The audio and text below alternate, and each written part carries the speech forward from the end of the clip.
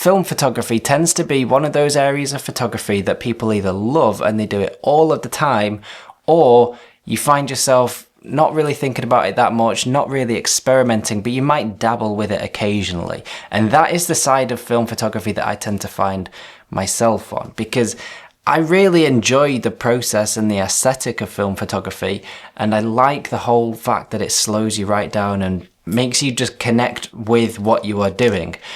However, I find it incredibly frustrating because it is very expensive and the prices are always going up.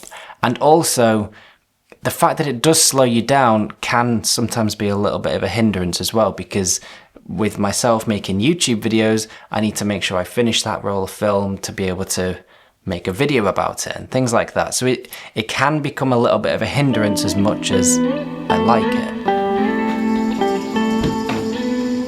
I have had 2 rolls of film sat in my fridge for the last couple of months, and every time I opened the fridge and saw them sitting there, I thought, I'll go out and shoot them soon, but I never did because life gets busy and digital photography is just quicker. But there is a magic about film, something that just slows you down, and the whole aesthetic of it that just reminds you about photography itself, and it makes you pay attention to it. So I decided, finally, to grab a roll of film, to load it up, and just go and enjoy taking some photos. And actually taking the time to load up some film got me thinking that film to photography is a little bit like what classic cars are to cars, and that'll make sense a little bit more later on. It is so nice to be out shooting on film for a change. I mean, just look how little gear I have with me for starters. The only reason I've got this little bag is for a couple of spare batteries for the camera I'm filming video on. It's quite freeing. I like it a lot. I should probably do this a little bit more. I say that on a lot of my videos at the moment, to do this more, but I think I probably should. This camera does have an auto setting on. I think I'm going to go with auto for now, or no, I'm not going to risk it. I'm going to use the light meter app on my phone. This does, I realise, almost defeat the object of going completely analog and shooting film, but I don't have an analog light meter, unfortunately, so I'm going to go for f11 and a shutter speed of 1000 because my film is ISO 400. And I'm going to expose for the darkest part of the image, which is those trees over there.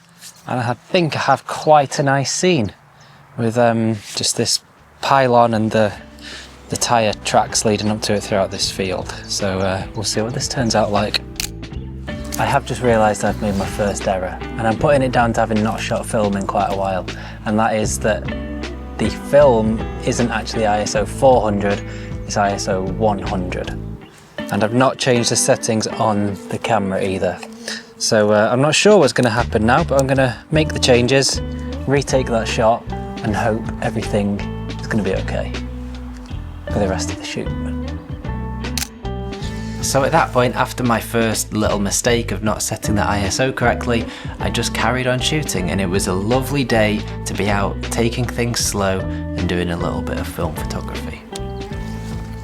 I think this is one thing that I like to try and look for with film photography, especially when I'm shooting black and white, is when I'm shooting digital, I like to take images of things that are maybe in odd places. Like a couple of weeks ago, I was in the Peak District and I'd taken pictures of that bothy. So it's just a sort of building plonked in the middle of nowhere, and it almost looks like it shouldn't be there. This is a similar thing because you can't see here, but I've got this massive open field. But in the corner here is the train line and a bridge going over it with this fence. But what we've also got is some nice contrast from the sun that is over to the left. So this side is in the shadow, that side is in the sun. So I think that looks quite nice, and that's something that I'm always looking for, especially when I'm shooting black and white photography, so you can try and create a little bit of contrast within the image. Let's go f8 and a shutter speed of 250th of a second.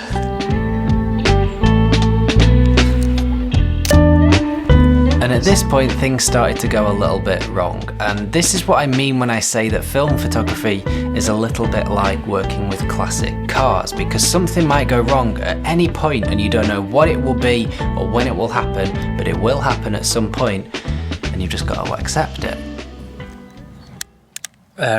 Right, my morning of film photography that I was very much enjoying, because I don't do it very often, has very quickly turned into a morning of frustration because my camera has for some reason started to give up on me and I have no idea why. I think maybe the first 5 or 6 images worked absolutely fine, but now every time I go to take a photo, so if I take a photo here, the shutter stays open. So now I can't see through the viewfinder because the shutter is open, the film is entirely exposed to the light, which means it's going to be ruined. I've then got to spin it around to bulb mode to close the shutter, and yeah, I'm not really very sure what to do because this roll of film now is pretty much entirely wasted. I hope those first couple of images where the camera was working will still be okay, but yeah, I don't really know what to do because I'm just gonna have to take this roll of film out and get it exposed, get it developed for those first few images, and then try and get the camera fixed somehow. It's very frustrating. I was enjoying this morning and it's such a lovely day as well. Just want to be out shooting. It's really sad.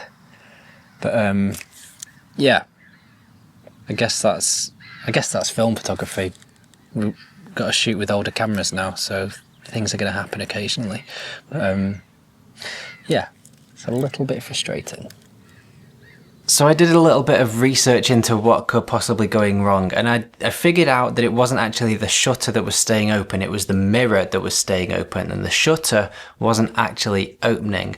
And for that reason I realised that the film obviously wouldn't be damaged because it hadn't been exposed to the light. I thought it might have been a battery issue because in some film cameras there is a small battery that works with the mechanism, and I read in the manual for my Ricoh KR10 that if the battery is dead then the mechanism won't work properly unless you shoot in bulb mode, which is why the mirror would flip back down when I popped it into bulb mode. So I changed the battery in the camera, and I realised at this point that I probably should have just left the film in the camera because it wasn't damaged from being exposed to the light. But anyway, I'd already taken it out, so I did the little trick where you stick a little bit of masking tape into the canister and you try and catch the sticky part of the masking tape onto the film and you pull it out. It's very fiddly, but it actually works really well. And I put the roll of film back into the camera. I then took some shots in the dark to go past where I had already taken the previous shots. I think I'd only taken maybe about 8 shots, and then I went out to shoot with that same roll of film in the hope that that film hadn't been damaged by everything that had been done to it and that my camera was working again. And it did work for a little while. So I'm just out now trying to finish this roll of film now that the camera seemed to be working again back at home, and for a short while it was working and I managed to get a couple of shots. I don't know if they're any good, and I still don't know if this roll of film is going to work either. It's a little bit of an experiment, this video, because the camera seems to have packed up again, which makes me think that the battery wasn't actually the issue in the first place because the mirror just keeps getting stuck open again. It's a little bit frustrating, and it just goes to show that film photography, again, is like classic cars. You've got to be doing it for the right reasons and just enjoying that process of when it goes wrong, accept that it's going to go wrong sometimes and just move on to the next one. So yeah, I am going to send this roll of film off though and see what comes back from it, if anything. So I've got the scans back.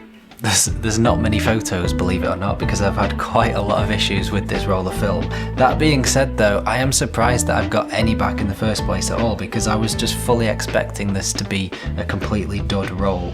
There is quite a lot of light leaks. Now that could have happened quite easily when I'm taking the film in and out of the camera. It could have happened just because it's the first shot of the roll. It could have happened maybe because when the mirror was opening and the shutter wasn't opening, maybe there was a little bit of light creeping through behind the shutter. So I just don't know, because that has happened on quite a lot of the shots. But it just goes to show that film photography is something that you need to be doing because you have that interest in it, and you have the passion for it, because it's not a simple and quick process. It's something that you need to take the time and learn to develop your skills with over time, and it takes a long time to be able to do that. It's not something that you can just point and shoot like you can with a mobile phone, for example, and just expect to have great images, because some things will go wrong, like they did with my camera.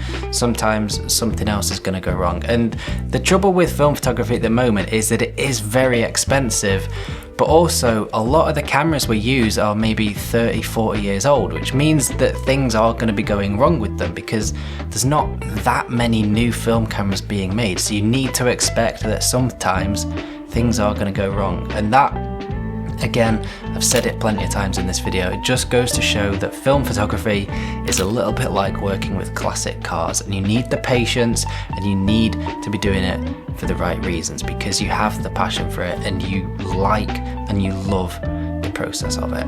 So let me know your thoughts in the comments down below. Are you into film photography? Is it something that you've wanted to experiment with? Let me know in the comments down below. And if you want to watch another video, I recommend you go and watch this one next, and I shall see you there.